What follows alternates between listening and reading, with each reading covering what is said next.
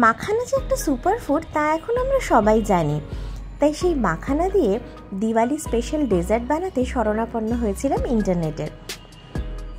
সেখানে দেখলাম প্রচুর রেসিপি পাওয়া যাচ্ছে, তারই একটা নিজের মতো করে আজ বানাচ্ছি। সেই জন্য মাখানাটাকে অল্প ঘিতে একটু রোস্ট করে নিচ্ছি, আর তারপর এই ড্রাই রোস্টেড মাখানার সাথে মেশাবো পনির, আর চিনিটাকে অ্যাভয়েড করব একটু জ্যাগারি পাউডার দিয়ে। আর হ্যাঁ, তার সাথে অবশ্যই মেশাবো একটু কেশর ভেজানো দুধ। সবটাকে মিক্সারে দিয়ে দেবো।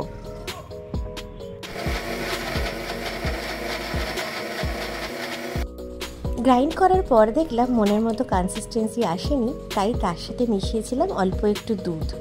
ব্যাস তৈরি আমার ডেজার্ট। এবার শুধু মনের মতো সার্ভিং বলে সুন্দর করে সাজিয়ে সার্ভ করলেই তৈরি Diwali special healthy makhana pudding.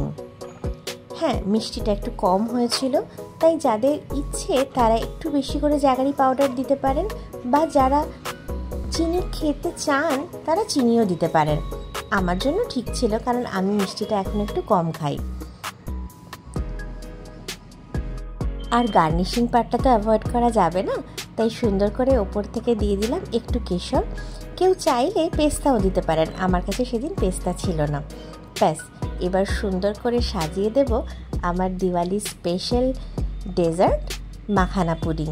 কেমন লাগছে অবশ্যই আমাকে কমেন্ট করে জানাবেন কিন্তু। আর সবাইকে জানাই আগাম শুভ দীপাবলি।